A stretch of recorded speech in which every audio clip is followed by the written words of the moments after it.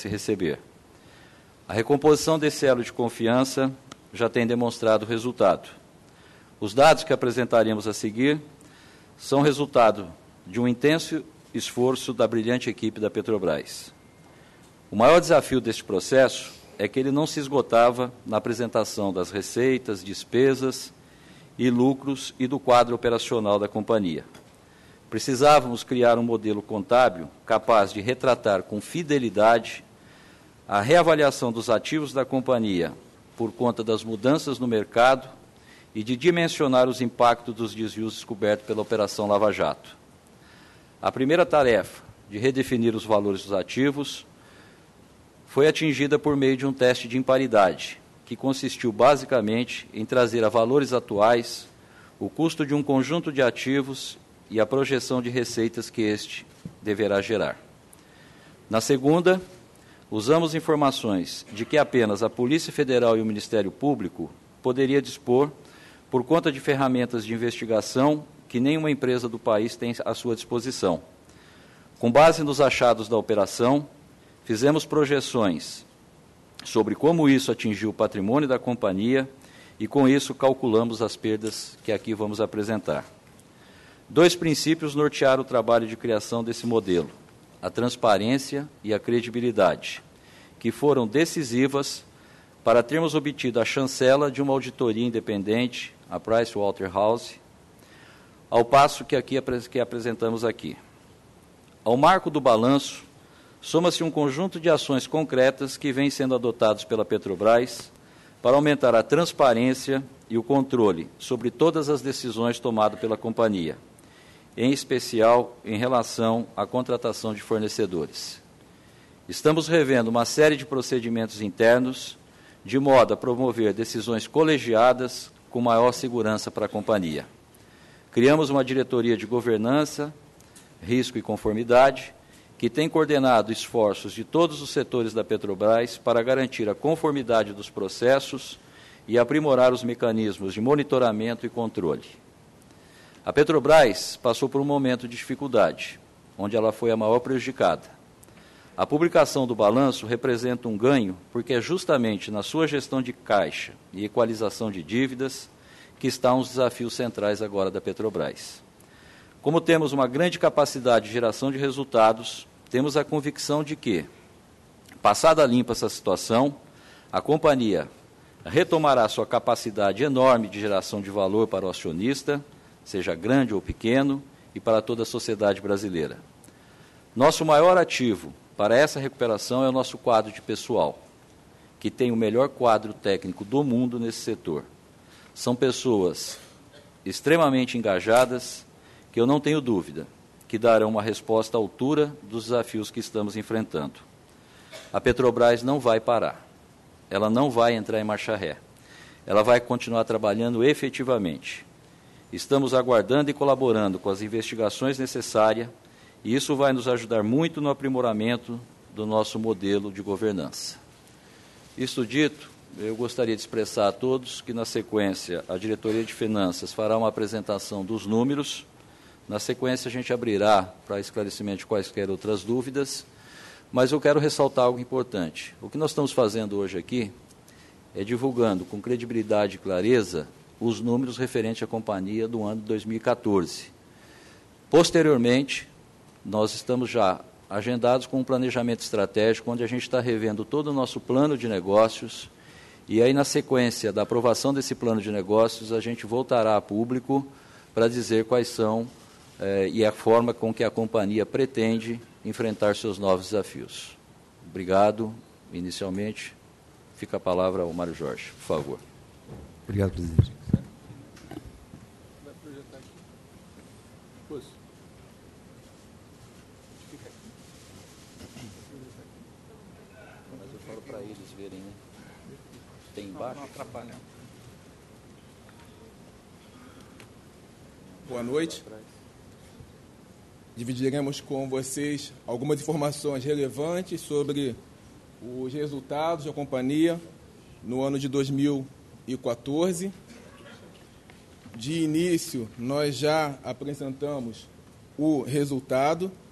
a companhia apurou no ano de 2014 um resultado líquido de menos 21,6 bilhões de reais, pelas razões que detalharemos a seguir, mas quero já de início chamar a atenção quando a gente observa aqui no demonstrativo de resultados, o lucro bruto da companhia cresceu 15% de 2013 para 2014, de 69,9 bilhões de reais para 80,4 bilhões de reais.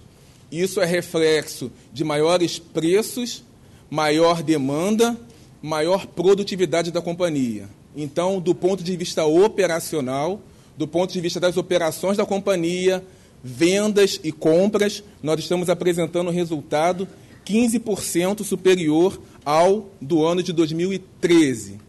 O resultado negativo, ele fica apontado na linha de despesas operacionais, que foram de 35 bilhões de reais em 2013 e chegaram a 101,8 bilhões de reais em 2014. É nessa linha que estão lançadas as baixas no ativo referentes às questões que vamos detalhar agora, relacionadas a testes de imparidade, como o presidente já falou, e também decorrência da Operação Lava Jato. Então, essas perdas estão na linha de despesas operacionais, de forma que o lucro, o resultado antes do resultado financeiro, participações e impostos, ficou em 21,3 bilhões de reais, muito próximo do lucro líquido de 21,6 bilhões de reais. Também estamos, nessa divulgação, apresentando o resultado do terceiro trimestre revisado pelos auditores.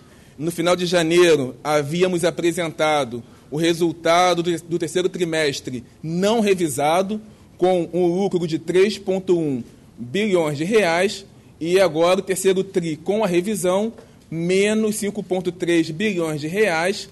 Foi no terceiro trimestre que ficaram registradas a baixa decorrente da Operação Lava Jato. Então, são essas questões principais que vou detalhar a partir de agora.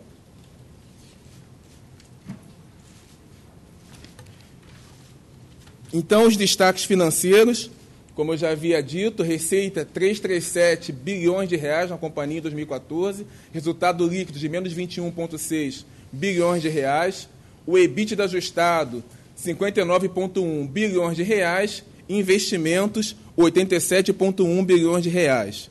Do ponto de vista operacional, crescimento de 5% da produção total de petróleo e gás natural, Brasil e exterior, alcançando 2.669 mil barris de óleo equivalente por dia no ano de 2014.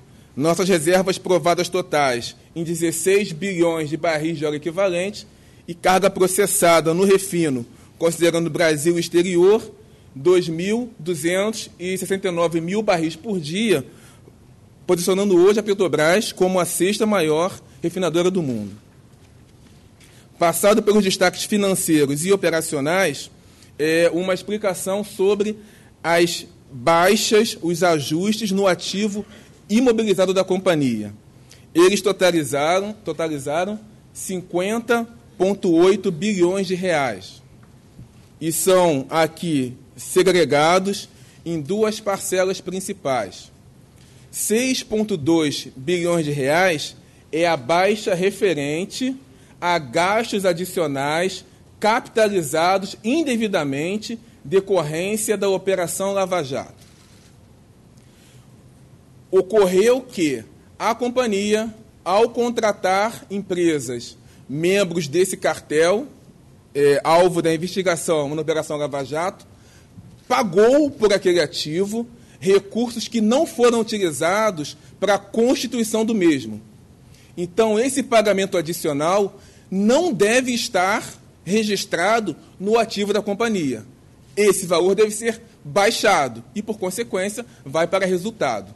Então, esse valor, que foi o pagamento adicional indevido, foi de 6,2 bilhões de reais. A outra parcela, 44,6 bilhões de reais é o provisionamento decorrente da desvalorização de ativos, que é o teste de impairment ou o teste de imparidade. O que é o teste de impairment? É um teste realizado anualmente, onde você avalia o seu conjunto de ativos e se eles, no longo prazo, com a sua operação, com as suas receitas, trarão um valor superior ao que está imobilizado no balanço. Se esse resultado de longo prazo for inferior ao que está registrado no balanço, a diferença chama-se impairment e deve ser baixada do balanço patrimonial, por consequência, vai a resultado. Alguns ativos deram impairment e totalizaram 44,6 bilhões de reais no ano de 2014. Um pouco mais de detalhes, começando pela parcela referente a 6,2 bilhões de reais. Esse valor teve por base, como o presidente já antecipou, as informações, as investigações do Ministério Público, e, para tal, consideramos o percentual de 3% sobre contratos firmados entre a Petrobras e 27 empresas membros desse cartel, contratos firmados entre 2004 e 2012. Outra parcela menor que compõe os 6,2 bilhões de reais refere-se a empresas citadas nesses depoimentos, nesses termos de colaboração premiada, mas são empresas que não fazem parte do cartel. Mas há, nesses depoimentos, citações de valores específicos que foram pagos indevidamente, não foram usados para constituir o ativo. Esses valores específicos também estão aqui somados nesse valor de 6,2 bilhões de reais. Esse slide detalha esse valor nas principais áreas de negócio. Então, os 6,2 bilhões de reais são principalmente 3,4 bilhões no abastecimento, 2 bilhões de reais no EIP e 0,7 bilhão de reais na área de gás e energia.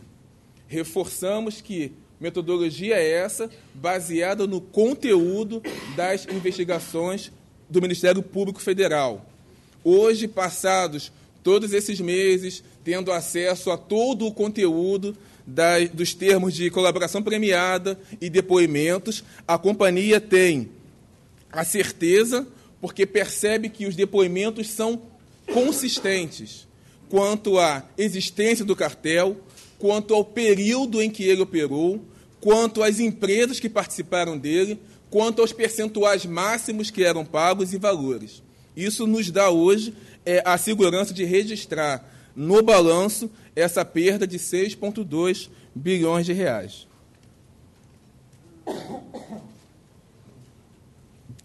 Com relação à parcela do teste de imparidade, que soma 44,6 bilhões de reais, estão fundamentalmente nesses três segmentos de negócio, refino, EIP e petroquímica, por razões distintas. No caso do segmento de refino, vem principalmente da decisão de postergação de alguns projetos que estavam em curso. No EIP, esse impairment é reflexo da queda do preço do petróleo e da expectativa futura de manutenção desses preços em patamares menores do que esperávamos antes. E no segmento de petroquímica, redução tanto de demanda como também de margem oferida pelos produtos que esses ativos de petroquímica comercializam. Esse slide traz um pouco mais de detalhes sobre quais foram os principais ativos, os principais projetos que indicaram essa perda por impairment no ano de 2014. Comperge, o Trem 2 da Reneste, aqui é o conjunto de ativos de EIP no Brasil, Cascade Chinook, campo de EIP no exterior, e o complexo da petroquímica Suape. Razões principais, no caso de Comperj... Exploração e produção. Sim, desculpa. Quando aqui está citado a IP, exploração e produção. Com relação às refinarias, a principal razão dessa perda está relacionada com o contexto atual do negócio da companhia, onde, por conta de menores preços de petróleo, maior taxa de câmbio, a financiabilidade da companhia nos levou a decidir pela postergação de alguns projetos. Esses projetos postergados passam a sinalizar como seu fluxo de caixa futuro também é postergado, a recuperabilidade desses ativos é menor e essa diferença está aqui reconhecida no caso de Comperj e o Trem 2 da RENEST. EIP Brasil, exploração e produção do Brasil, casqueira de sinuca, como eu já havia dito, basicamente redução do preço de petróleo, e petroquímica também eu já havia dito, questão de demanda e margem dos produtos que esses ativos comercializam.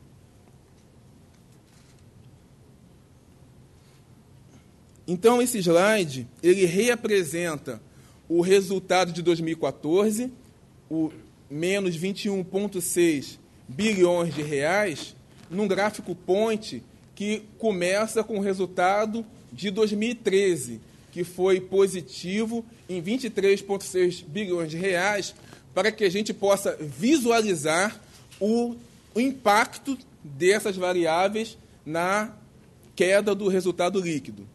Então, a gente começa aqui com a evolução da receita e evolução dos custos. As receitas cresceram mais do que os custos, 32 bilhões de reais, 21,8 bilhões de reais. É isso aqui que evidencia a melhora no lucro bruto de 69,9 bilhões de reais para 80 bilhões de reais, crescimento de 15%. Nós aqui, então, temos representado já a perda relacionada ao teste de impairment, a imparidade, 43,4 bilhões, os gastos adicionais pagos indevidamente por conta da Operação Lava Jato, 6,2 bilhões de reais. Nós já havíamos falado sobre o encerramento dos projetos Prêmio 1 e 2. Os gastos relacionados a esse projeto também vão a resultado, 2,8 bilhões de reais.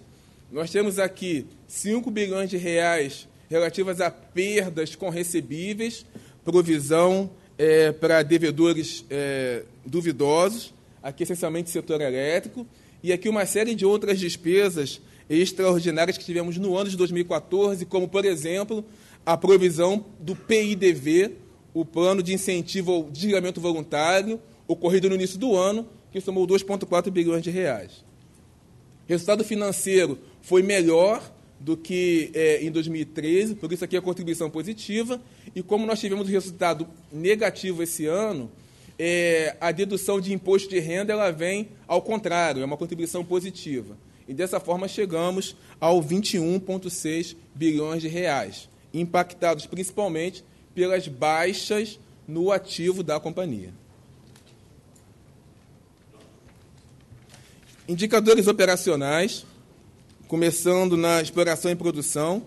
Esse gráfico mostra a evolução das reservas provadas da companhia nos últimos 2 anos. Em 2014, 16,6 bilhões de barris de óleo equivalente. Quero chamar a atenção para a segregação que nós temos aqui: óleo no Brasil, gás natural no Brasil, óleo e gás no exterior. Percebam a queda nas reservas no exterior, principalmente por conta do movimento de venda de ativos ocorrido ao longo do ano passado. Vendeu o ativo, vendeu a reserva. No entanto, essa redução de reservas por conta de comercialização, e repito, quando você comercializa, você traz para agora a monetização daquelas reservas. Isso foi mais do que compensado pelo acréscimo de reservas no Brasil, e especialmente pré-sal, de forma que a apropriação de reservas cobriu as reservas que foram vendidas e as reservas que foram produzidas ao longo do ano. E nós estamos aqui, então, crescendo 0,3% de 2013 para 2014. Destacar, mais uma vez, o IRR, Índice de Reposição de Reservas, acima de 100% em 2014, 105%, e a relação R sobre P, relação reserva-produção da companhia, em 18,5 anos. Ou seja, nossas reservas hoje são suficientes para manter a produção da companhia nesse patamar por 18 anos. Com relação à produção de óleo e gás natural, em 2014, um crescimento de 5,1%, observando só a produção de petróleo no Brasil, 5,3%, sustentado principalmente pela entrada em operação de várias unidades nos últimos 2 anos, estão aqui indicadas, que nos permitiram mais do que cobrir o declínio da produção. Esse slide ressalta o reflexo de todo esse esforço da companhia nos últimos anos. Ele mostra a evolução da produção de petróleo da Petrobras e seus pares de 2006 até 2014. Vocês percebam que há uma dinâmica hoje no mundo de muito esforço para manter a produção, e ainda assim nós percebemos Exxon, BP, Chevron, Shell perdendo produção nesses últimos anos, e a Petrobras se posicionando em 2014 como a maior produtora de petróleo entre essas empresas. Esse resultado ele é fruto não só do esforço de colocação de novas plataformas, mas também interligação de poços. Não adianta ter a plataforma se você não consegue interligar os poços até essas unidades. E o que nós mostramos aqui é um número sem comparável, nossa história recente, 87 poços, novos poços interligados no ano de 2014, sendo 26 poços injetores, 61 poços produtores. Essa performance ela é fruto, principalmente, do número maior de PLSVs, que são os navios que fazem a interligação das linhas do poço até a plataforma, e também de um esforço grande de aumento da produtividade desses navios. Então, é a maior frota de navios e também maior produtividade. Também aqui, evidência de um dos nossos programas estruturantes, que é o PRC Sub. Na área de abastecimento, a produção de derivados cresceu 2,2% em 2014. Isso aqui é fruto também de melhor performance operacional. Nós não temos aqui ainda o efeito da entrada em operação do Trem 1 da RENEST. E essa melhora operacional fica aqui evidenciada quando a gente observa a evolução do FUT, que é o fator de utilização das refinarias, chegando a 98% no ano de 2014. Não somente produzir mais, mas também manter em bom nível a produção dos derivados de maior valor, que são diesel, gasolina e QAV.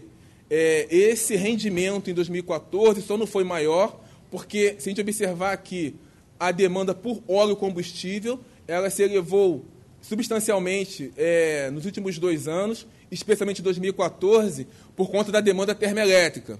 Então, também foi um óleo combustível comercializado a bons preços, que trouxeram resultado para a companhia no ano de 2014. Com relação às vendas de derivados, crescimento de 3,1%, um ritmo menor do que observado no ano anterior, já refletindo um pouco do menor consumo das famílias. É o que explica esse menor crescimento das vendas no ano de 2014. Como se comportaram os custos operacionais nesse período? Esse slide mostra custo de extração, custo de refino, e eu quero destacar a menor taxa de crescimento que a gente vem conseguindo nos últimos 2 anos nesses indicadores, fruto também de um esforço grande da companhia na linha da produtividade e da eficiência. Procop, Prof, PRC Sub, o próprio PIDV, são programas que tiveram por objetivo nos dar esse patamar que hoje nós mostramos aqui. R$ 34,26 por barril, custo de extração em 2014, custo de refino R$ 6,82 por barril no ano de 14. Os dois patamares comparáveis às melhores médias da indústria. Despesas gerais e administrativas também, aqui refletido o esforço de produtividade, menor crescimento desses custos, crescimento de 4% de 2013 para 2014, de 10,8 bilhões de reais para 11,2 bilhões de reais. Fluxo de caixa no ano de 2014, a companhia iniciou o ano com um saldo de caixa de 20 bilhões de dólares. A geração operacional no ano foi de 27 bilhões, investimentos 35 bilhões de dólares, e nós recorremos, além da geração operacional, a desinvestimentos e a captações junto ao mercado, para fazer frente tanto ao plano de investimentos, como também com as nossas obrigações, com amortização, juros e dividendos. Ao final do ano, nós encerramos com 26 bilhões de dólares no caixa da companhia. Esse volume de captações, ele trouxe também, por consequência, uma evolução dos indicadores de endividamento. A alavancagem de 39% em 2013 para 48% no final de 2014, e o indicador de endividamento líquido sobre EBITDA, 3,52 no final de 13 para 4,77 no final de 14. Falei que o maior volume de captações contribuiu para isso, mas esse maior volume de captações responde só por metade desse crescimento. A evolução da taxa de câmbio é o outro fator relevante que nos faz ter indicadores mais elevados. Lembro que 80% da nossa dívida é nominada em moeda estrangeira. Então, uma elevação da taxa de câmbio também nos faz elevar dívida total, indicadores de endividamento. O ano de 2013, a taxa de câmbio de fechamento foi de R$ 2,34 por dólar. No ano de 14, o fechamento ficou em 2,66. E isso explica, então, parte relevante dessa evolução dos indicadores de endividamento e também da dívida absoluta. Temos aqui nesse slide, então, final de 13, final de 14, dívidas de curto prazo, dívidas de longo prazo e dívida total. Então, nós encerramos o ano de 14 com 3,51 bilhões de reais de dívida total, dívida líquida 2,82 bilhões de reais. Em dólar, nossa dívida líquida no final do ano passado estava em 106 bilhões de dólares. Essa dívida tem esse perfil de amortização ao longo dos próximos anos, um patamar estável ao longo desse período que eu estou aqui mostrando, entre 42 e 50, um pouco mais, a partir de 2018. Então, parte relevante da dívida começa a ocorrer, a obrigação de amortizar, a partir de 2018.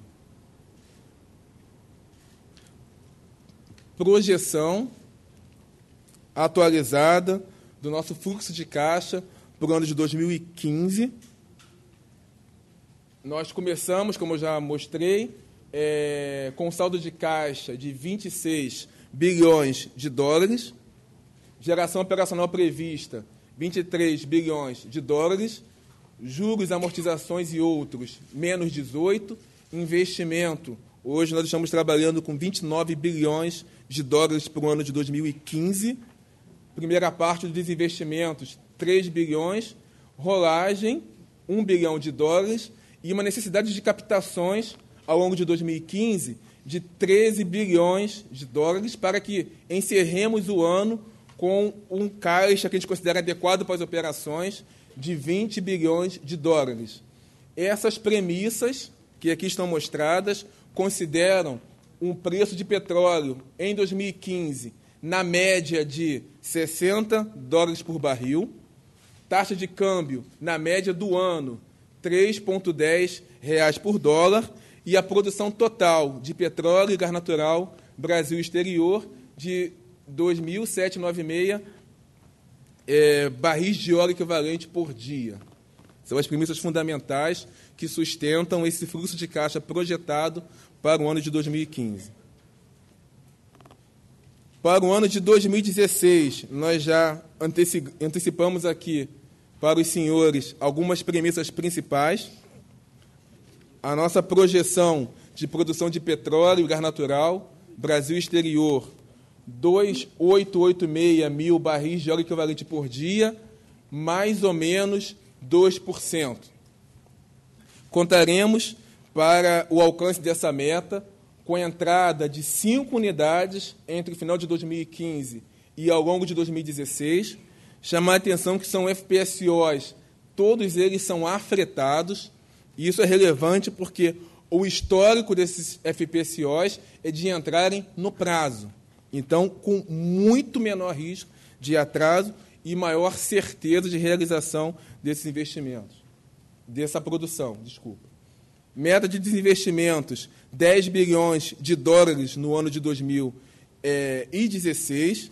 Com relação a investimento, estamos hoje trabalhando com um patamar de 25 bilhões de dólares para o ano de 2016. 82% desse valor relacionado à área de EIP. Para comparação, 25 bilhões é 37% menor do que o valor que tínhamos previsto para esse ano de 2016 no PNG 1418, que era de quase 40 bilhões de dólares. Estamos aqui indicando o foco fundamental da companhia de crescimento em EIP. Preço do barril de petróleo, $70 por barril, é a nossa referência hoje, para o ano de 2016, e uma taxa de câmbio de R$ 3,3 por dólar nesse ano de 2016. São essas as informações principais de resultado que eu tinha para dividir com os senhores, e eu agradeço pela atenção.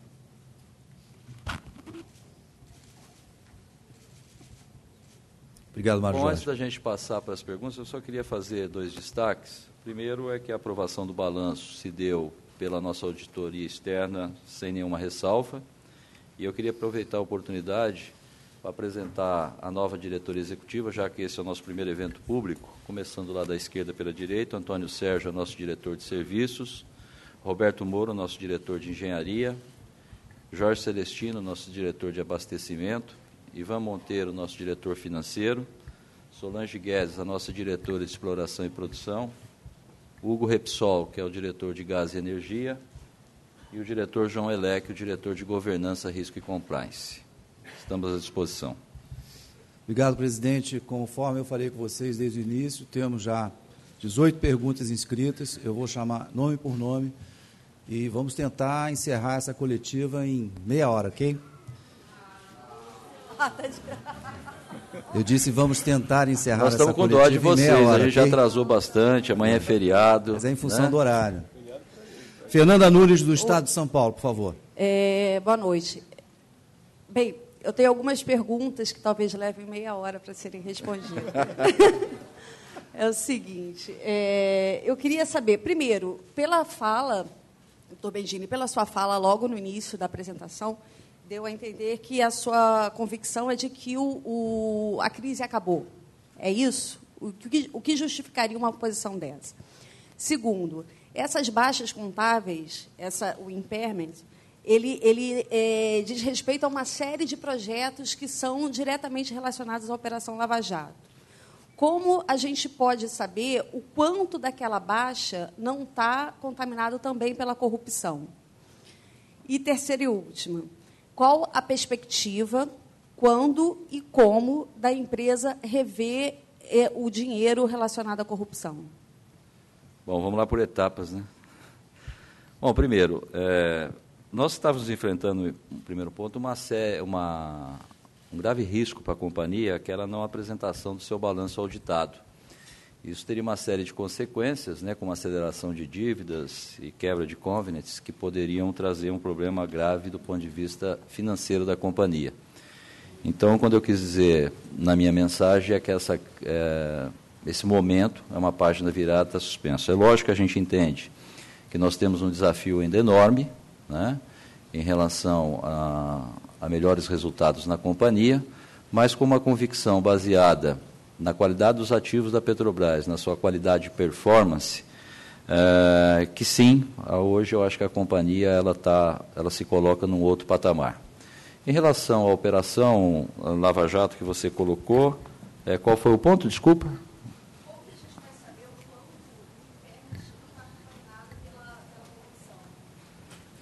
Impairment é uma coisa, corrupção é outra. Corrupção, nós estamos centrando naquele melhor modelo que a gente tem até o momento, até porque as apurações não estão conclusas. É lógico que se houver novas etapas que sensibilizem de uma forma muito significativa esse número, a gente a qualquer momento pode rever esse número. Agora, teste de imparidade simplesmente é você trazer a valor presente aqueles projetos de um conjunto de ativos que a gente imaginou que por uma série de circunstâncias, desde queda do preço do barril, ou seja, que já foram elencados aqui, a variação cambial e outras situações, levam você a fazer esse teste de imparidade que traz a realidade dos seus números hoje em cada um desses ativos. Então, em relação a isso, não dá para se prever, não existe norma contábil no mundo onde a gente possa apurar se dentro desse impairment você tem alguma coisa colocada sobre preço ou sobre qualquer outro desvio. Qual era a terceira?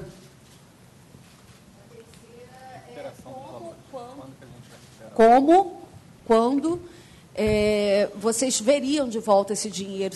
Já existe algum avanço nessas negociações?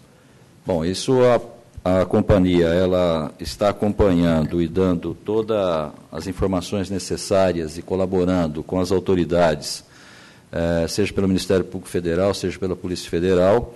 É lógico que a Petrobras vai participar ativamente desse processo, né, de recuperação. Agora, a gente vai estar em compasso com a evolução dessas apurações e das conclusões a que se chega. Então, você tem dois caminhos, que é esse da parte civil, né, conduzida pelas autoridades, além dos possíveis acordos de leniência que possam vir a ser firmados. Já existe uma previsão de que alguns valores que já foram resgatados de pessoas que praticaram esses atos estão à disposição das autoridades, tão logo eles estejam liberados, eles já serão repassados diretamente à Petrobras.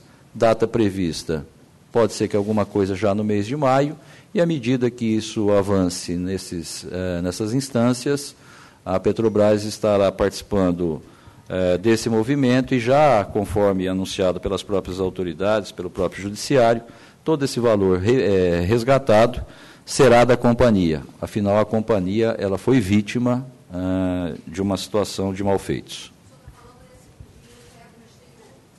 Sim, todo e qualquer valor recuperado no processo de investigação, assim como os acordos de leniência a serem firmados, a Petrobras ela é parte desse processo, né?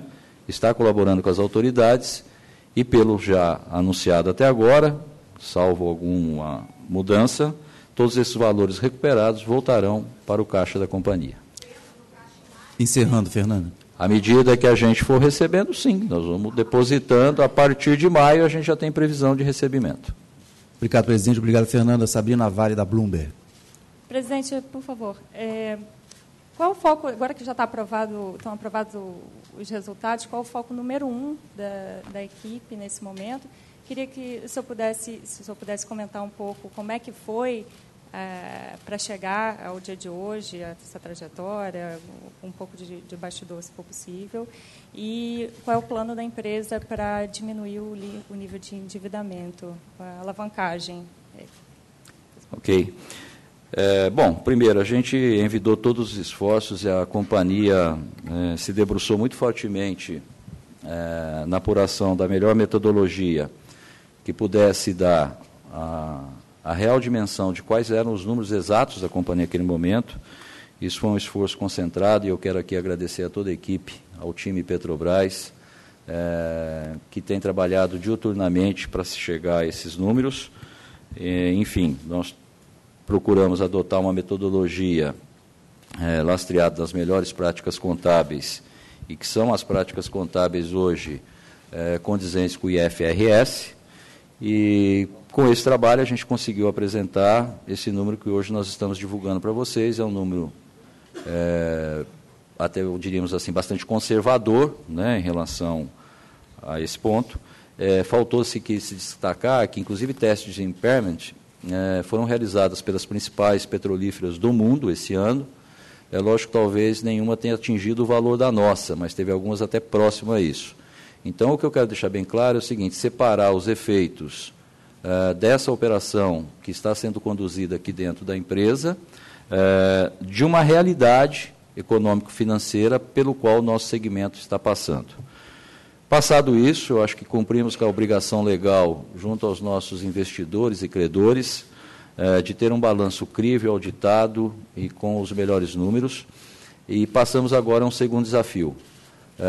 Todo o corpo gerencial da empresa se reúne agora para fazer uma revisitação do seu plano de negócios, e a gente espera aí num prazo provável aí de uns 30 dias aproximadamente, não vou me comprometer com prazos, mas, enfim, aproximadamente isso, voltar a público para mostrar quais são os nossos desafios, né, para os próximos 5 anos, e a forma de buscar essa baixa, né, um melhor equilíbrio nesse endividamento da empresa. Mas, basicamente, ela se dará pela geração de caixa, a gente ainda acredita nessa capacidade da empresa, pela nossa financiabilidade, que eu acho que já foi demonstrado que temos credibilidade junto a vários organismos financeiros, com as recentes captações feitas, e, basicamente, se houver demanda no nosso plano de desinvestimento, que nós vamos apresentar depois detalhadamente, né? Além de outras soluções que a gente procurará detalhar melhor nesse plano de negócios. Então, primeiro desafio entregue, o segundo agora é a gente trabalhar muito fortemente nesse plano de negócios, que dê, diante da nova realidade do setor e da realidade de caixa da companhia, como a gente vai agir nos próximos 5 anos. Ok. Obrigado, presidente. Cláudia Schiffer, Valor Econômico, por favor. Boa noite. Eu vou fazer 3 perguntas, eu estou mais humilde do que a Fernanda hoje. Situação do caixa, eu queria saber quanto que está hoje, se o senhor pode informar isso, e qual é a perspectiva de situação dele no final do ano de 2015. Existe uma preocupação enorme de que vocês estariam chegando muito perto do limite de 8 bilhões, houve essa captação de sexta-feira passada, que é a minha segunda pergunta. Eu gostaria que vocês informassem, se é possível, informar as condições desse empréstimo da China, taxas, se é pagamento com petróleo ou não. E o terceiro, como vocês estão prevendo obter 10 bilhões de dólares de desinvestimento em 2016, e o total previsto é 13.700, então isso significa que vocês pretendem arrecadar apenas cerca de 4 bi com venda de ativos esse ano? Essa conta eu fiz de... Ok.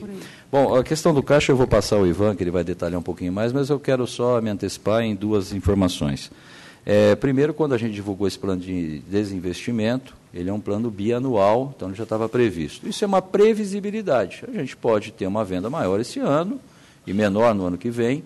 Enfim, a previsibilidade dos ativos que compõem o nosso plano de desinvestimento é que ele se realize nessa proporção. Ele pode variar mais positivamente para esse ano e menos para o ano seguinte. Isso dará, é lógico, diante das negociações com os possíveis compradores.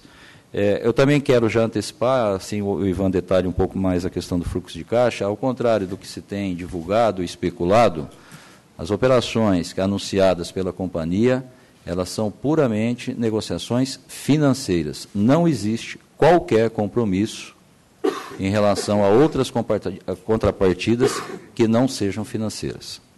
Obrigado, presidente. Bom, o caixa, eu vou te dar a informação de 2 dias úteis atrás, é de 26,5 bilhões de dólares. Nós temos um slide na apresentação que detalha o compromisso da companhia de chegar a um caixa mínimo de 20 bilhões de dólares. Se você perceber nesse slide, a gente tem uma premissa, como você já mencionou, ela tem uma premissa de desinvestimento para esse ano de 3 bilhões, e não sei se você percebeu, tem uma premissa, uma linha chamada renovação de $1 bilhão. É extremamente conservador esse número de $1 bilhão, é como se a companhia não tivesse a capacidade de não renovar nenhum bilateral ao longo desse ano, o que não é razoável, mas é o que a gente utiliza para ter a premissa conservadora de preservação do seu caixa. A companhia tinha anunciado que não pretendia fazer nenhum tipo de captação no ano de 2015. Uma das primeiras decisões que nós levamos ao CA foi a mudança, e o CA aprovou uma captação líquida de $19,1 bilhões para o ano de 2015. O último fato relevante que nós divulgamos em relação às captações efetuadas, já mencionado pelo presidente, com o China Development Bank, já cobrem, todas as captações que nós anunciamos, já cobrem toda a nossa necessidade para o ano de 2015, e a orientação agora do presidente é que a gente passe a trabalhar o ano de 2016. A premissa será visitar mercados que a companhia não visita há muito tempo. A companhia tem uma forte exposição ao mercado internacional de capitais, não poderia visitar esse mercado porque não tinha o balanço, daí a prioridade para o balanço, e com o balanço você tem um maior acesso não só aos mercados tradicionais, mas principalmente a companhia vai visitar outros mercados que ela não visitou nesses últimos anos. Um exemplo, a companhia não faz uma operação no mercado de capitais no Brasil há 15 anos, de renda fixa. Era uma reclamação, era um medo, porque os outros setores diziam que se a Petrobras entrasse, não tinha dinheiro para nenhum outro setor no Brasil. Né? Na verdade, o mercado brasileiro cresceu muito, né, nos últimos anos, então, e todos esses mercados eles têm investidores dedicados, dependendo do tipo de ativo que você oferece. Você pode oferecer ativos de renda fixa vinculados a índice de preço, você pode oferecer ativos de infraestrutura, você pode oferecer ativos vinculados à taxa Selic. Então, assim, o mercado brasileiro é muito grande, o mercado de assets, o mercado de fundos de pensão. Então, a gente vai analisar. O que é importante é como o presidente enfatizou. A gente não sabe porquê, mas houve em algum momento uma informação difundida em mercado de que a companhia não tinha acesso a soluções de financiamento, o que é totalmente inverídico. O que se diz é que ela não tinha acesso ao mercado de capitais americano. Terceira pergunta. Agora, com relação à pré-sal, o senhor podia esclarecer, afinal, que é uma questão, são os ativos maiores e possivelmente com maior valor.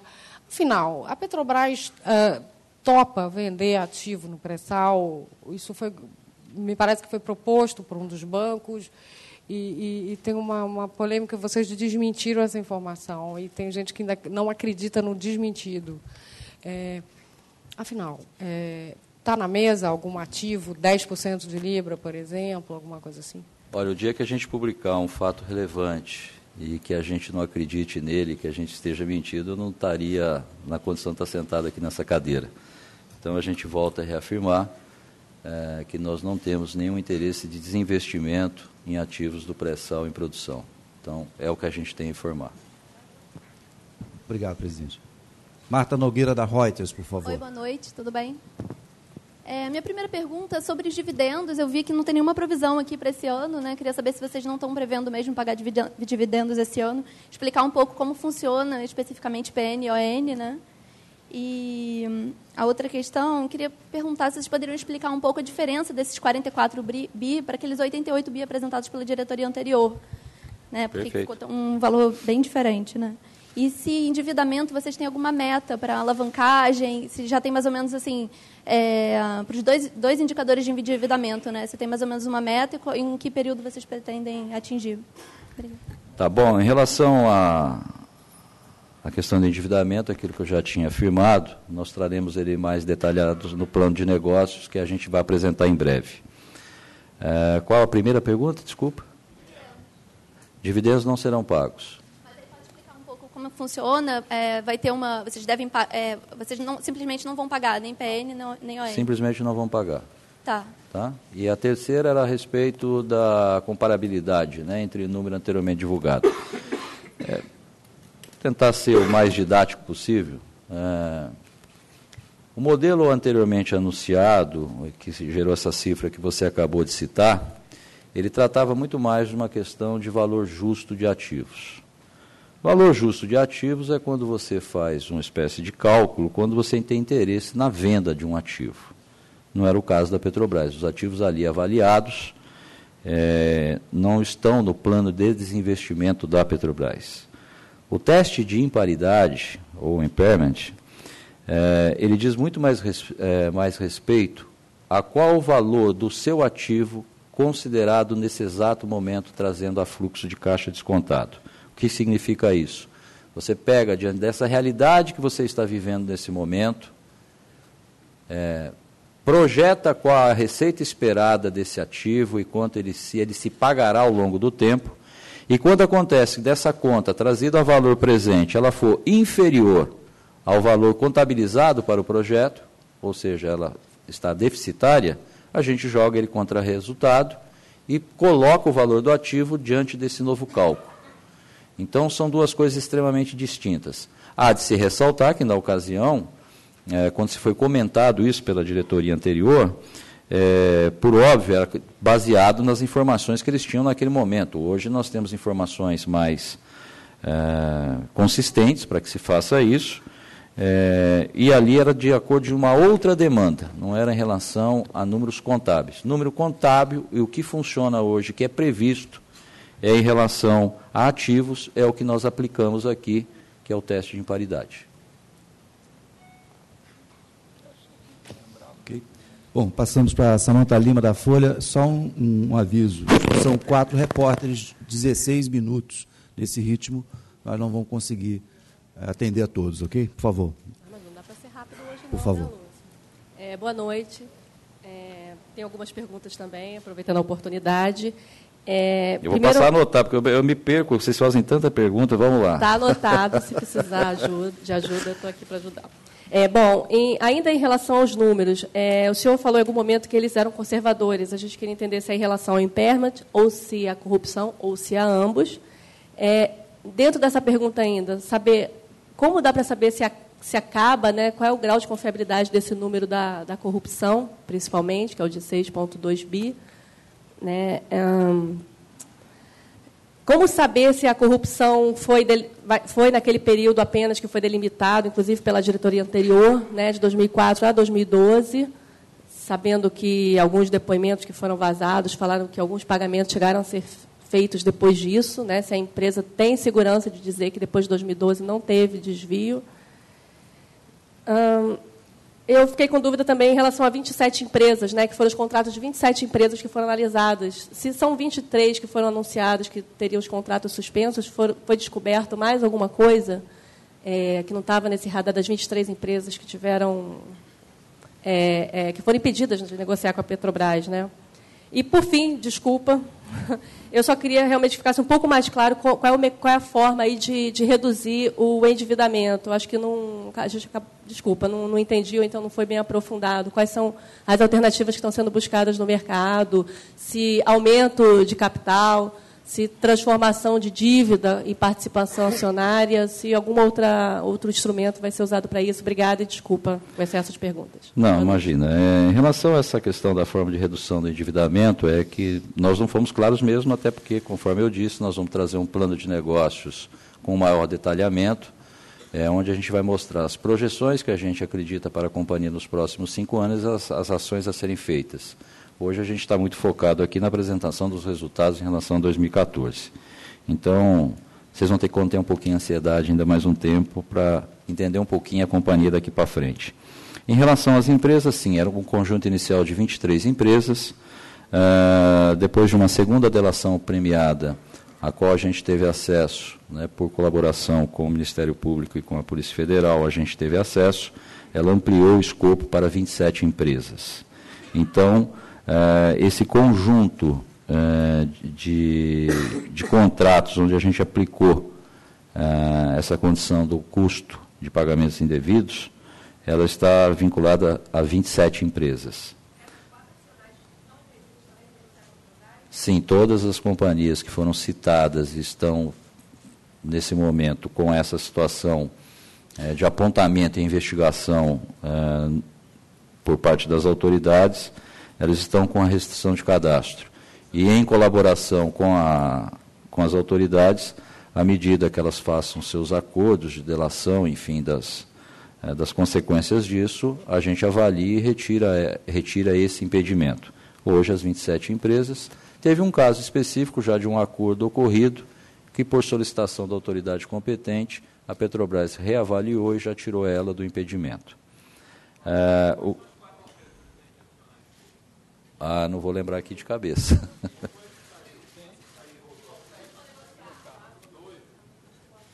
Vou pedir ajuda aos universitários, que eu não vou lembrar aqui de cabeça quais são. Depois repassamos essa informação, ok? Ô, cara, você passa a informação depois, então, ali. Pode ser? Ele passa a informação para vocês, tá? Para a gente não se estender muito. Em relação ao período, nós tivemos, através de informações mais pela parte da imprensa, de uma série de declarações do modelo, do modus operandi que se instalou aqui na companhia nesse período. O que a gente vai se basear sempre é que nessa colaboração com as autoridades a gente está tendo, de fato, acesso àquelas informações que, de fato, estão publicadas perante as autoridades, né? Então, o período é, sim, de 2004 a 2012, que é o período consistente que consta desse período de apuração. Em relação se isso aconteceu pós-2012, a gente não tem ainda nenhuma informação das autoridades que esse prazo tenha se estendido. Caso haja, né, assim como novos fatos que apresentem uma mudança significativa nesses números, a gente pode até entender que esse número hoje provisionado, e aí que eu digo que ele foi conservador, é que a gente tentou extrapolar o máximo possível para dar esse tipo de conforto e ter uma faixa para você trabalhar à medida que isso for sendo apurado e julgado. Mas qualquer variação significativa para mais ou para menos, a companhia virá de público no primeiro momento se pronunciar ou fazer qualquer correção em relação a esse valor. Faltou mais alguma ou não? Acho que não, né? Respondi a só 5. Ok. Obrigado, presidente. Carlos Delanoy, TV Globo. Boa noite. Minha pergunta é no sentido da desvalorização de ativos, ter chegado a 44,6 bilhões de reais, e entre as causas apontadas estão a redução do preço do petróleo, a questão do câmbio, a redução da demanda petroquímica, etc.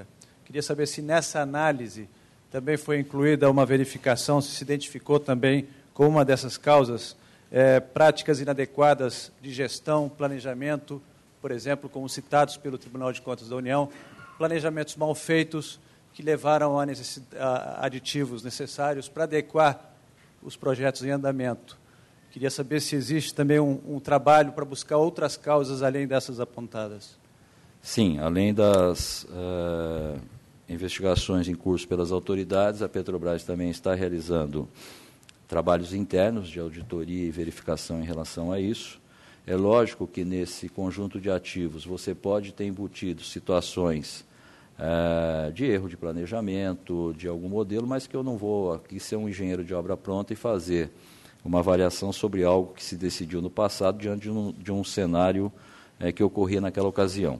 Então, sob o ponto de vista de projeto, o que nós estamos enxergando é diante da realidade que nós temos hoje, o que ocorre nesses projetos e por que eles se desvalorizaram. Pode estar embutido ali algumas outras situações, como ineficiência ou qualquer coisa do gênero? Sim, pode estar embutido.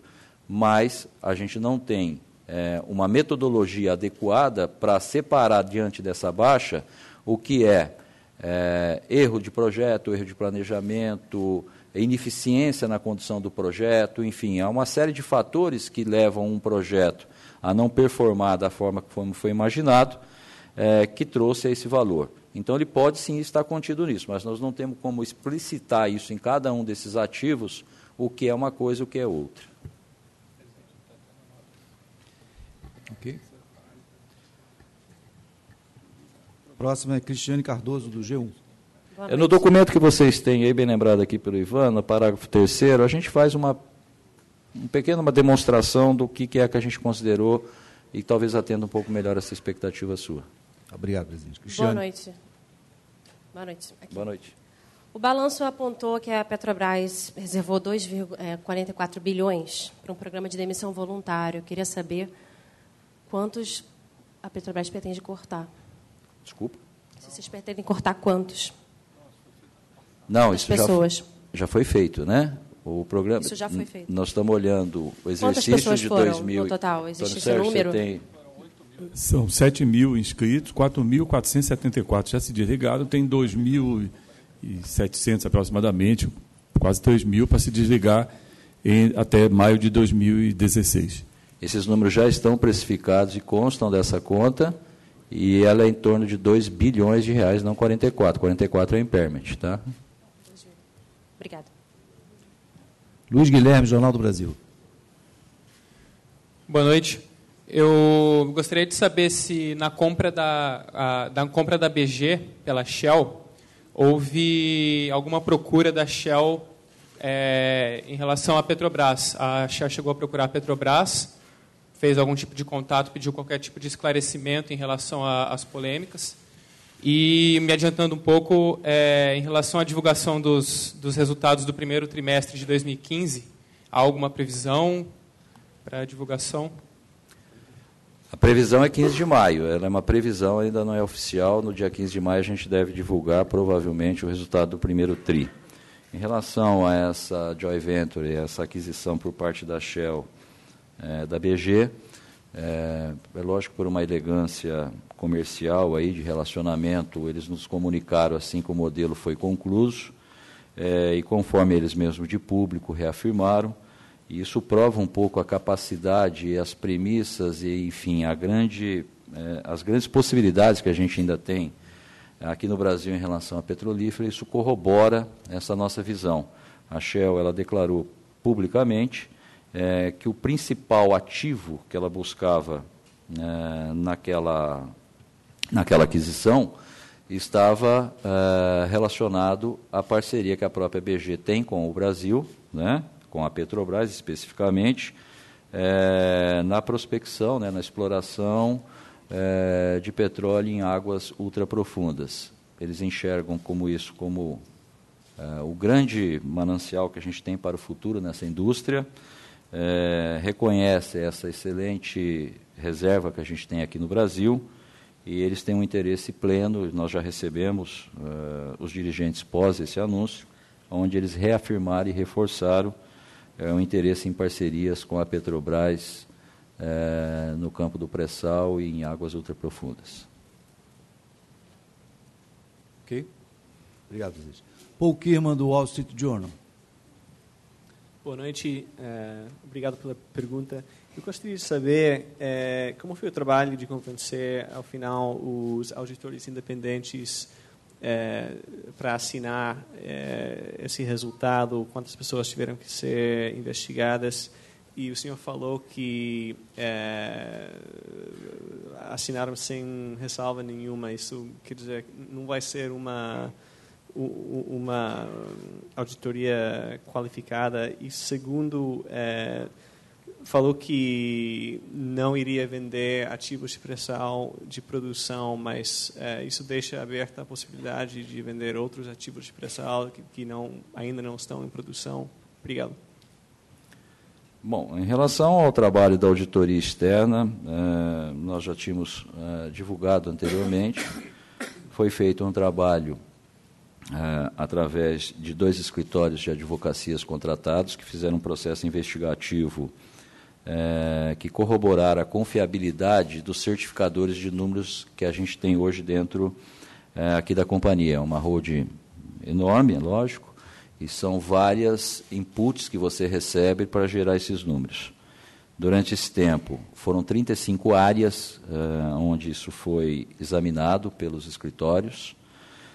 Esses escritórios levavam esses achados tanto para o comitê especial, que era o report line com o Conselho de Administração, assim como a própria auditora externa.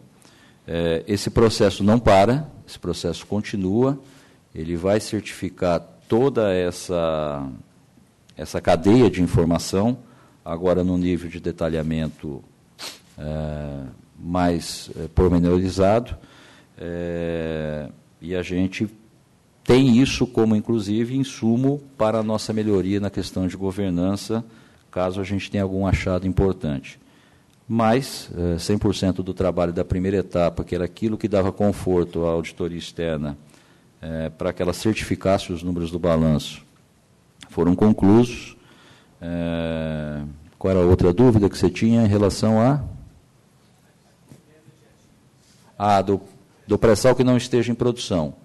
Não temos nenhuma perspectiva ainda, nós vamos discutir isso melhor no plano de desinvestimento, né?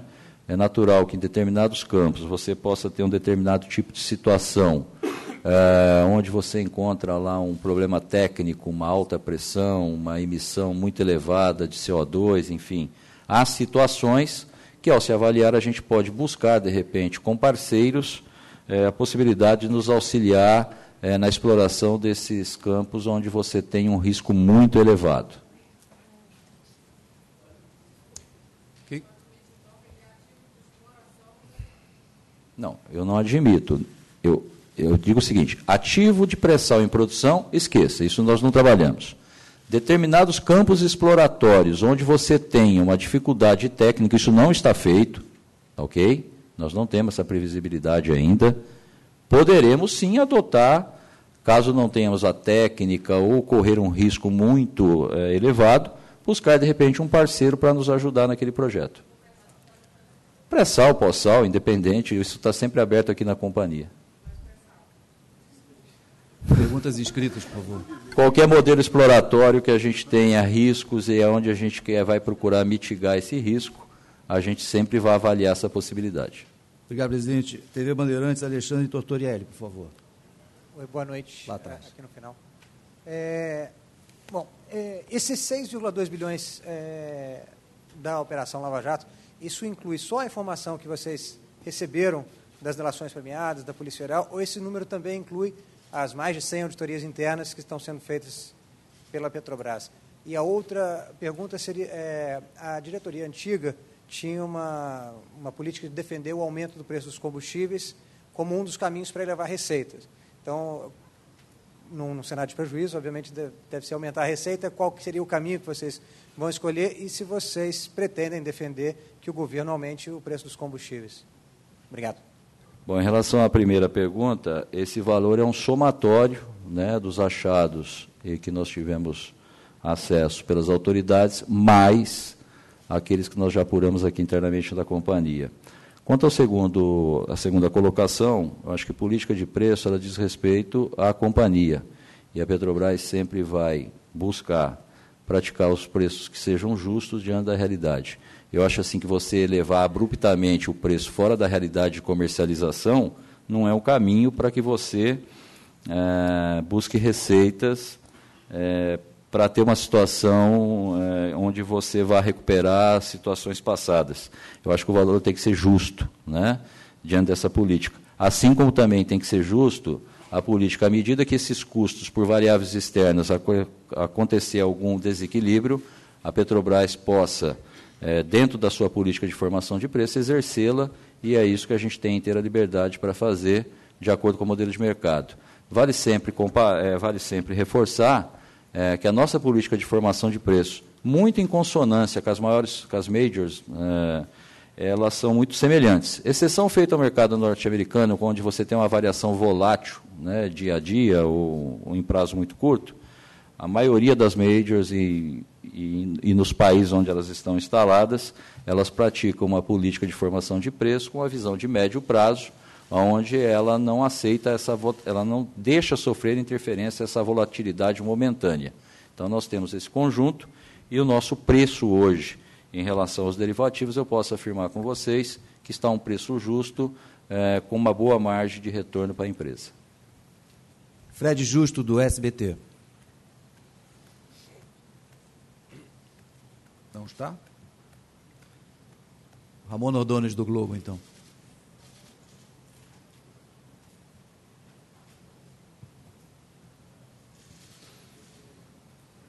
Boa noite. Ramon Ordonez, do Globo.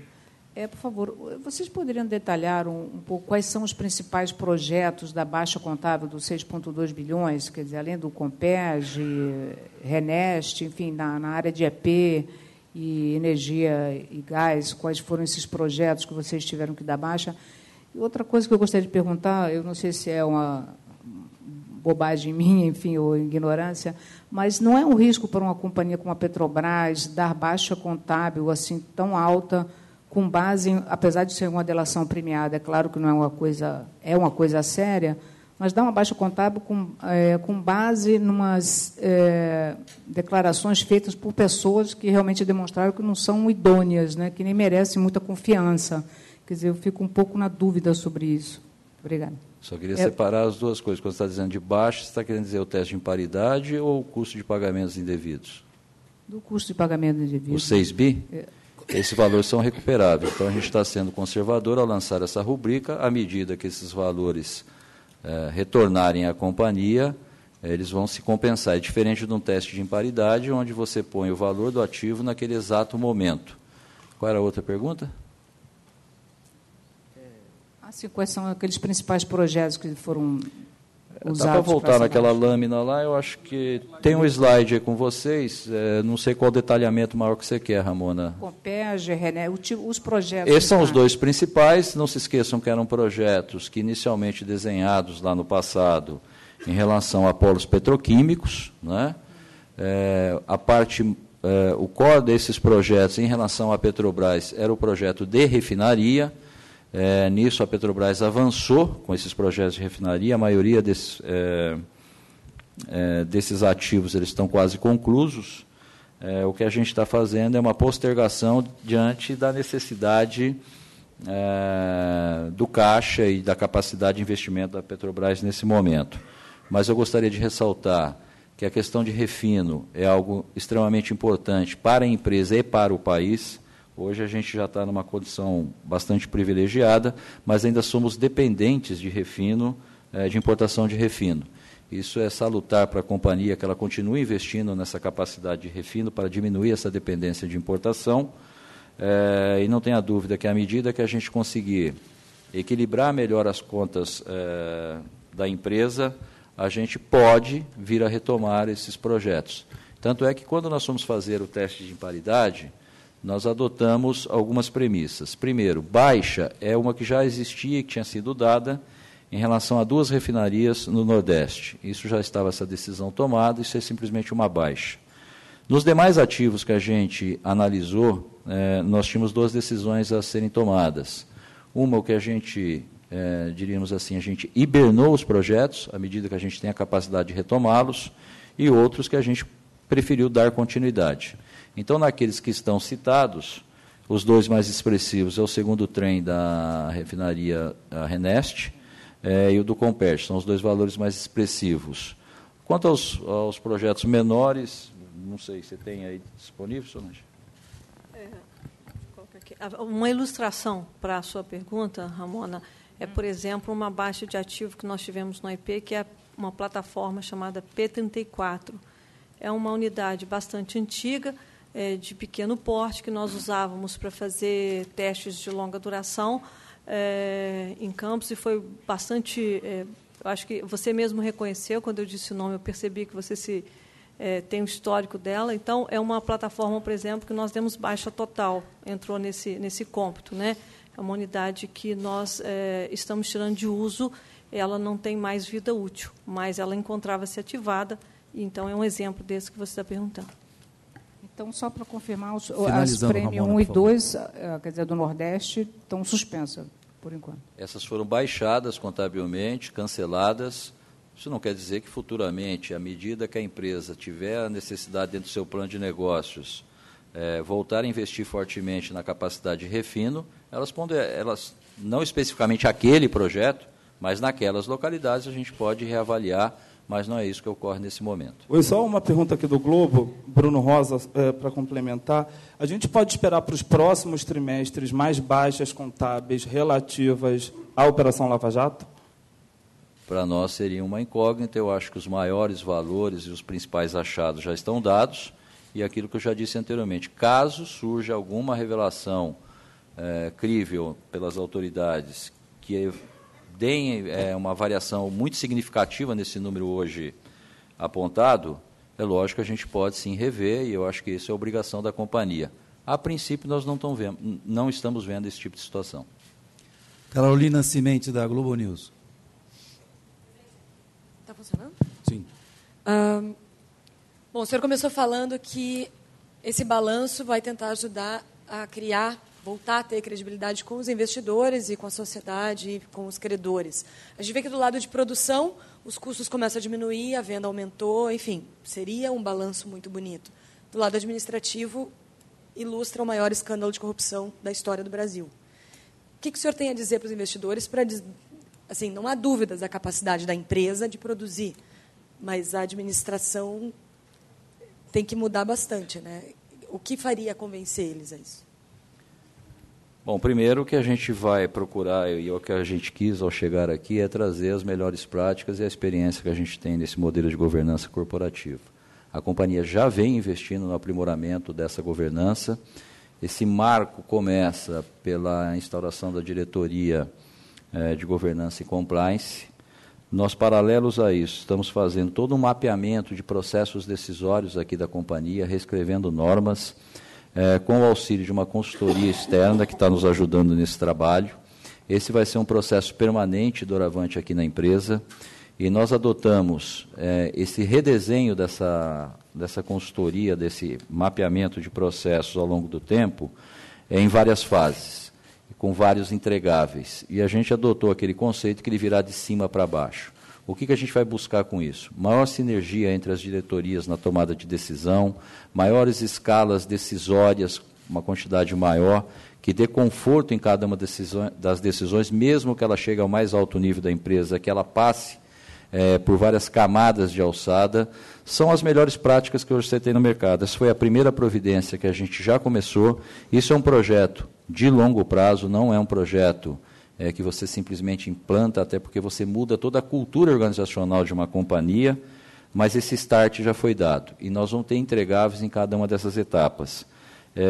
Isto posto, e reconhecendo a qualidade, o compromisso desse quadro de pessoas que hoje a gente são os empregados da Petrobras do mais alto nível, não é porque um grupo de pessoas que praticou malfeitos na empresa vão colocar sob suspeita a idoneidade, a capacidade de 86 mil famílias que hoje representam a holding da Petrobras, no sistema Petrobras.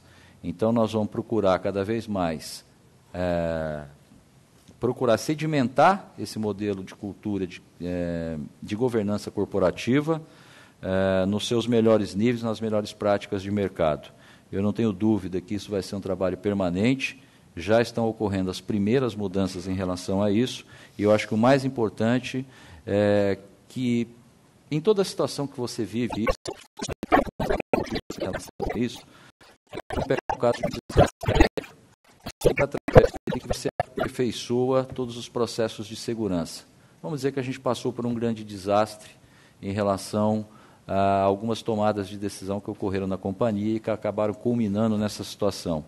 Isso também servirá para nós de exemplo, para que a gente sedimente cada vez mais esse modelo de compliance dentro da companhia. A gente vai investir muito fortemente nisso, com as melhores práticas de mercado, e, como eu já disse, com o auxílio de uma consultoria externa, nós vamos fazer um trabalho profundo de mudar as condições de aprovação de tomada de decisão aqui na companhia, dando maior segurança, mas sem isso também perder agilidade, que isso é fundamental, né? A companhia também ela não pode travar em função do episódio visto como a gente vivenciou. Eu acho que isso serve, inclusive, como um modelo para nós. Participação de lucros da empresa, os funcionários vão ter algum retorno esse ano?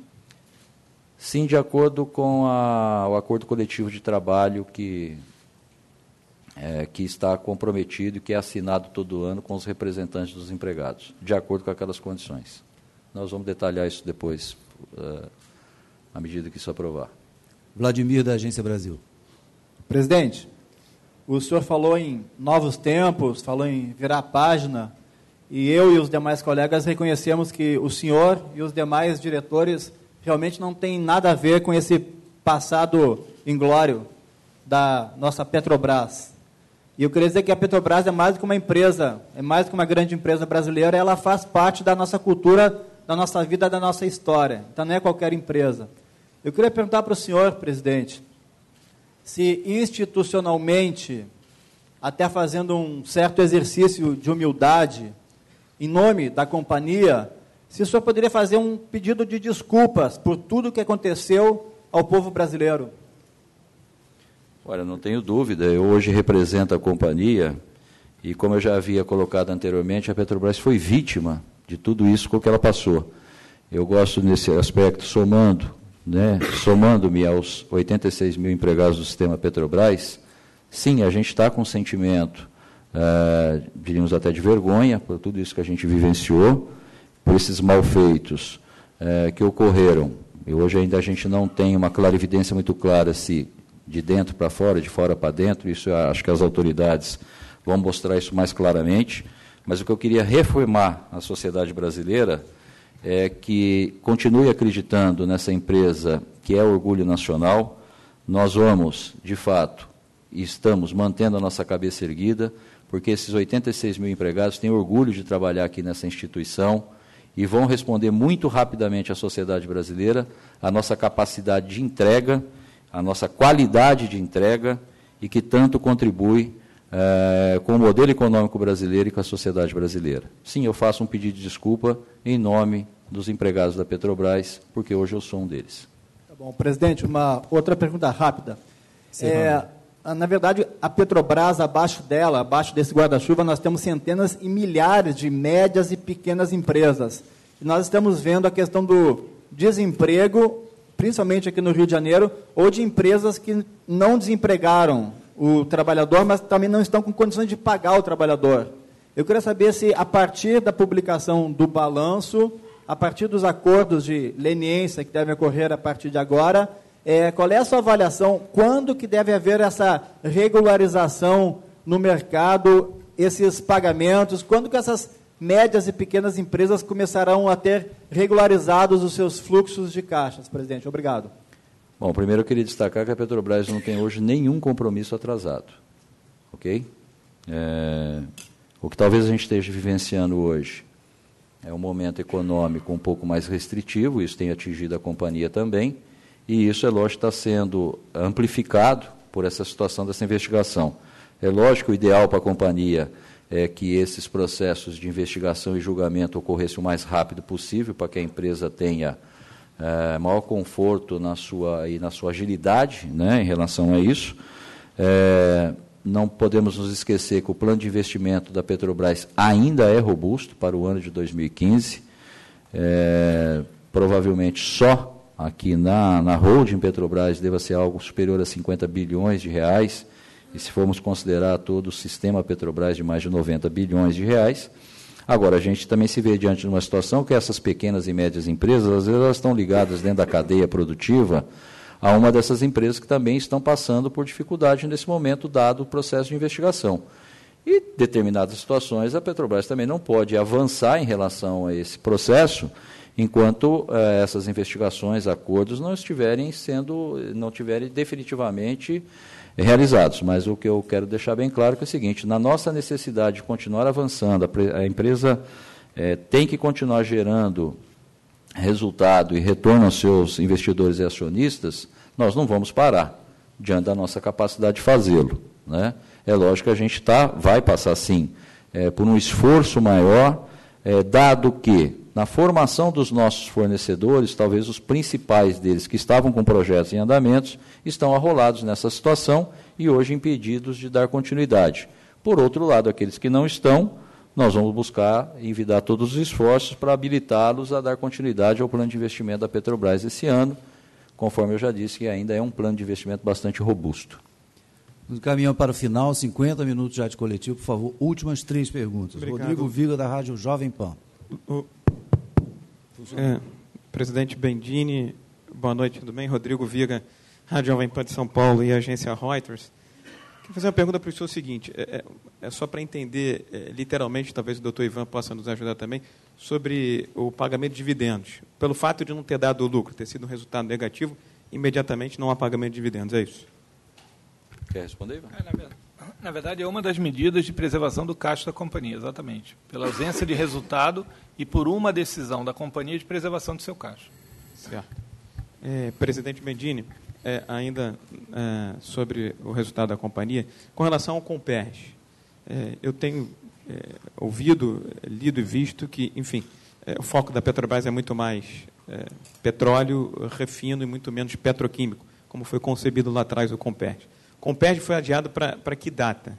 Ou não existe nenhuma data no horizonte para se olhar para o Comperj, visto que ele teve uma influência significativa nesse resultado agora de 2014?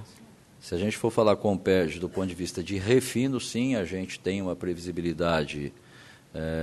A data está já divulgada ou ainda não? Nós estamos ainda para fechar no plano de negócios, né? Nós estamos para fechar no plano de negócios. Então, a gente ainda não tem uma data explicitada, mas a gente entende que ali, naquela refinaria que existe dentro do complexo petroquímico, nós já estamos com 86% do cronograma físico realizado e não teria cabimento agora, nesse momento, a gente deixar de lado um ativo como aquele, se depreciar, a gente vai fazer um esforço para, pelo menos, concluir a refinaria.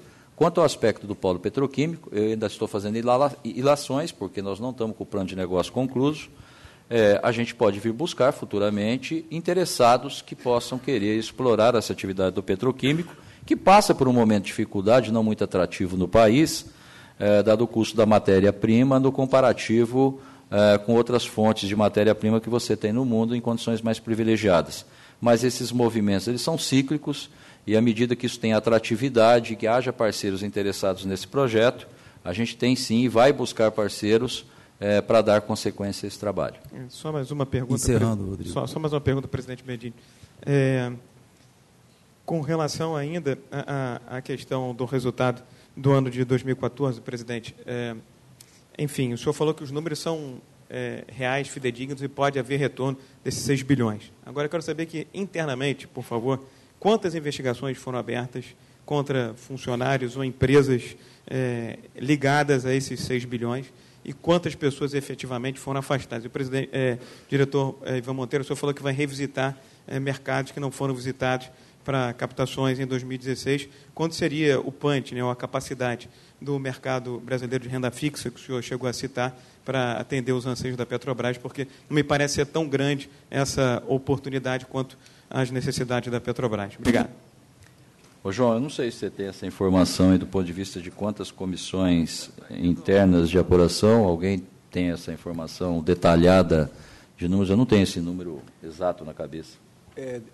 É interessante cobrir um prazo, então, de 2004 até hoje, foram 480 comissões internas de apuração que foram instaladas, não todas relacionadas ao Lava Jato, essa é a totalidade, que ocorreram desde 2004. Nada impede que por trás de uma coisa insuspeita você possa chegar em outra. Então, estão todas na alça da mira de revisão. Não, de 2004 para cá, eu não tenho esse dado. Não. Eu também... Olha, eu não tenho esse dado. Eu tenho a seguinte informação para passar. Nós instalamos uma comissão de correição que está atuando em todos os casos de atos ilícitos, de atos de má conduta, e está endereçando, inclusive, todos os casos envolvidos com a Lava Jato. Então, desde o seu início, eu não tenho dado de quantos foram, mas a gente está endereçando todos os casos ao nosso alcance. Penúltima.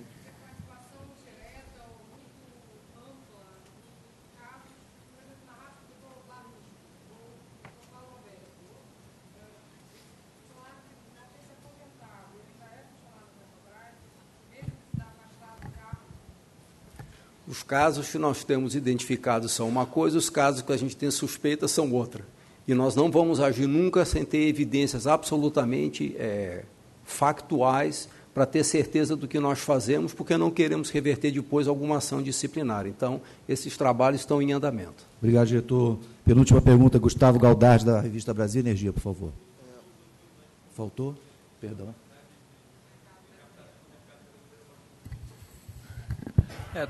Toda a captação que uma empresa faz, ela é precedida de uma leitura de mercado, em que a companhia interage com os agentes do mercado, bancos, etc., e daí provém leituras. O que eu estou querendo especificar é que uma possibilidade é o mercado de renda fixa no Brasil, porque a Petrobras não visita esse mercado há muitos anos.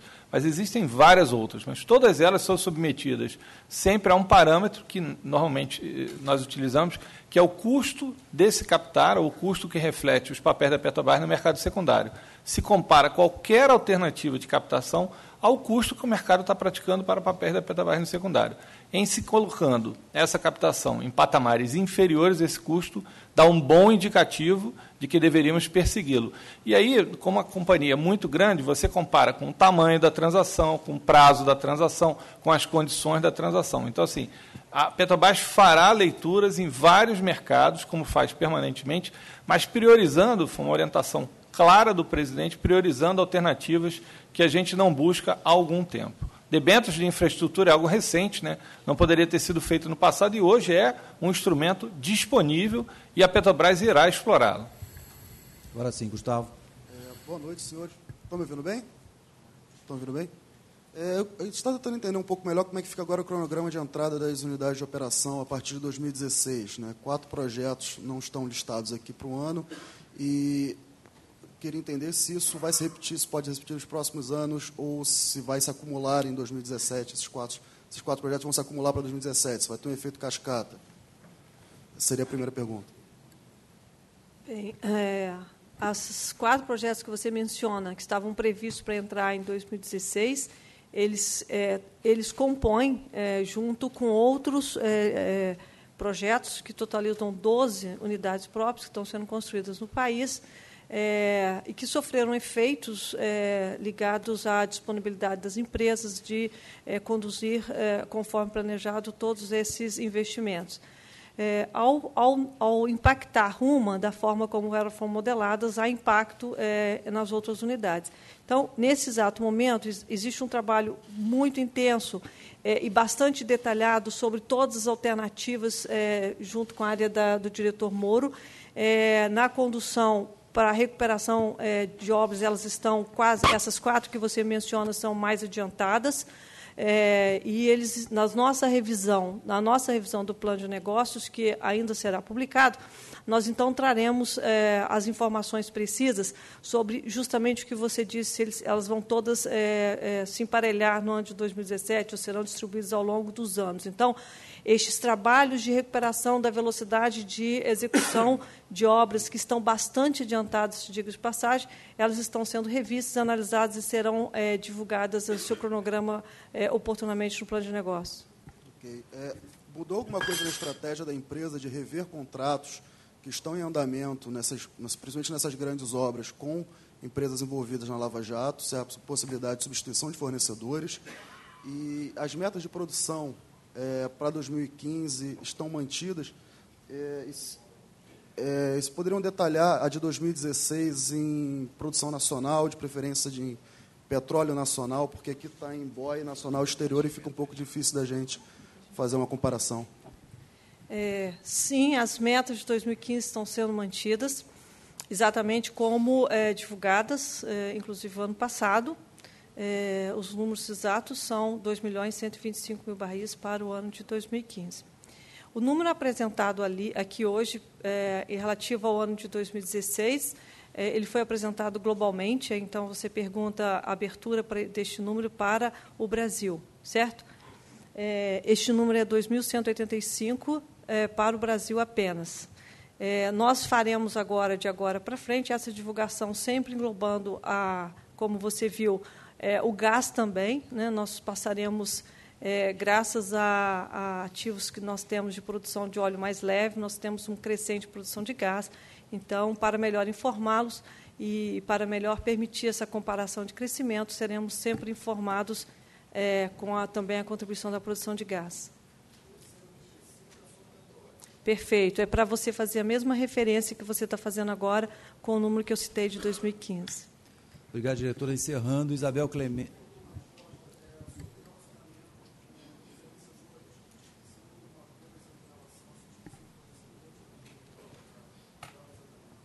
Bem, de uma forma geral, eu lhe afirmo que nós estamos fazendo todas as execuções contratuais das empresas que estão sob contrato de forma regular, né, como o presidente sinalizou. os pagamentos estão sendo regulares, a execução contratual regular. O que não está acontecendo, e aí são contratações novas, né, relativas a essas empresas que são impedidas dentro do cadastro de ter essas relações comerciais com a Petrobras. Isso não nos tem impedido de buscar alternativas, né, e são essas discussões e essas buscas que nós estamos fazendo agora, como eu citei anteriormente, para que a gente possa mitigar esses efeitos, né, desses fatos, nessas construções, notadamente, que eu sei que é a pergunta a que você se refere, para que a gente possa, no momento da divulgação do plano de negócio, nós temos bastante detalhamento e bastante conhecimento das entregas de módulos e todas as partes. Agora sim, Isabel Clemente, Revista Época. Boa noite. Aqui. Presidente Bendini, sobre as chances de reaver esse dinheiro que foi desviado com corrupção, a gente está falando aqui de 6,2 bilhões de reais. O senhor disse que há dois caminhos, o das delações premiadas e dos possíveis acordos de leniência. O histórico no Brasil diz que, oficialmente, a gente consegue rever 10% do dinheiro desviado em corrupção, enfim, esquemas de fraude, o que é muito pouco. Se a Operação Lava Jato, que tem sido um marco, conseguir superar essa meta, ainda assim estamos falando de bilhões que podem se perder para sempre. A minha pergunta é quais as medidas que a Petrobras tomou ou pretende tomar para reaver esse dinheiro? Investigações, processos? Exatamente as medidas que vêm sendo anunciadas já há algum tempo. A Petrobras participa de forma extremamente colaborativa com as autoridades que investigam esse processo. Inclusive, a gente faz parte do polo dessas ações, nessa discussão permanente em relação a isso. Ou seja, todas as medidas jurídicas e judiciais possíveis que a gente tem ao nosso alcance, a gente tem exercitado. Por óbvio, a gente precisa, para mais ações que a gente possa ainda precaver e buscar o retorno de maiores valores para a companhia, esperar um andamento maior, ou pelo menos uma conclusão desse processo de investigação e do próprio julgamento desses processos. Mas isso é um processo permanente que a empresa não vai, de forma alguma, abandonar, ela vai fazer todos os esforços possíveis para que ela possa reaver o maior valor possível diante desses feitos.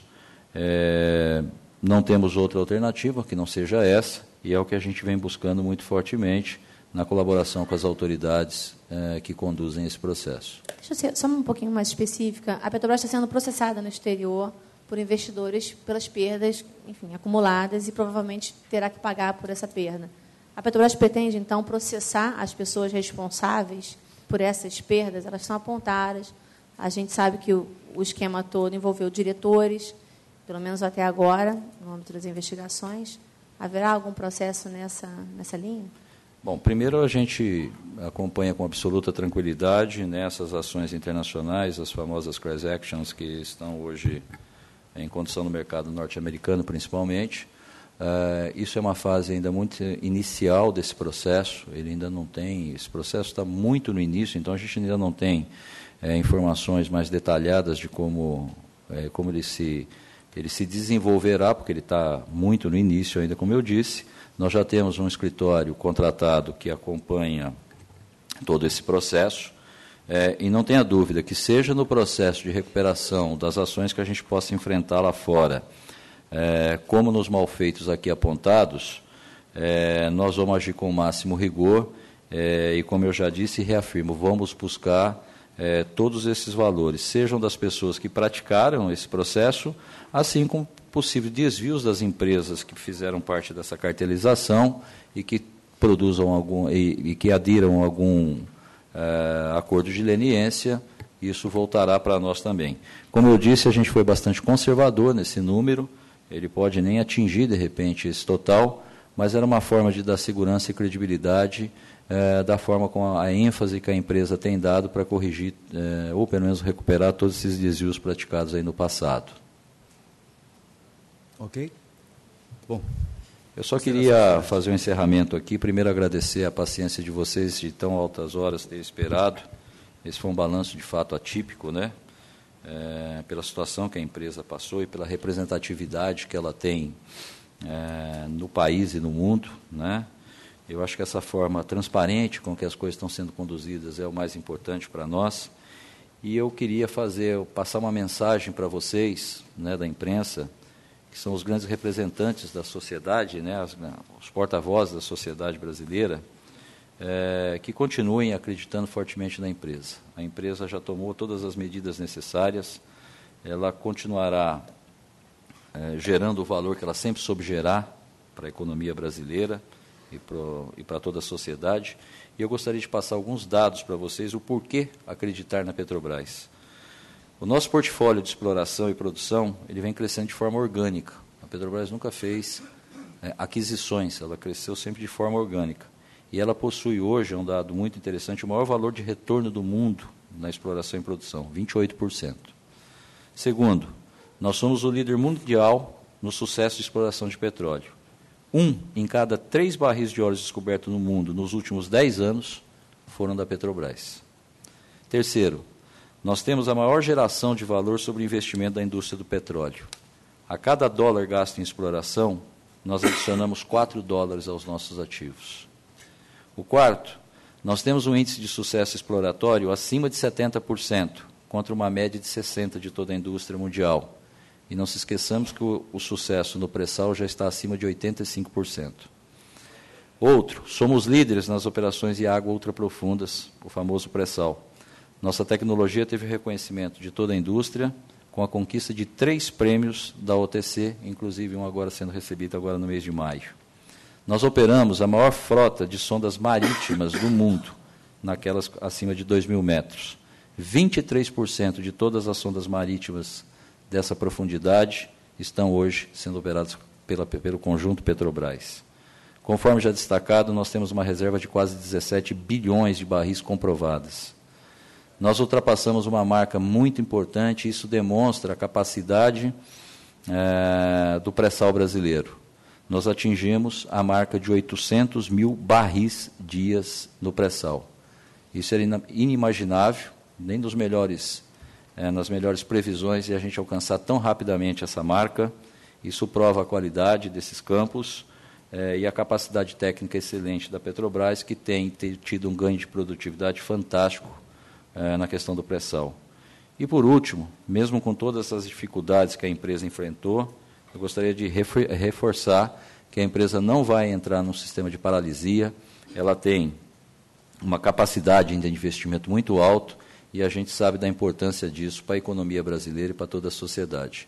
Agradeço a cada um de vocês pela paciência de todo esse período, eu sei que a ansiedade foi grande, nós fizemos os nossos melhores esforços e estamos muito satisfeitos com aquilo que a gente apresentou.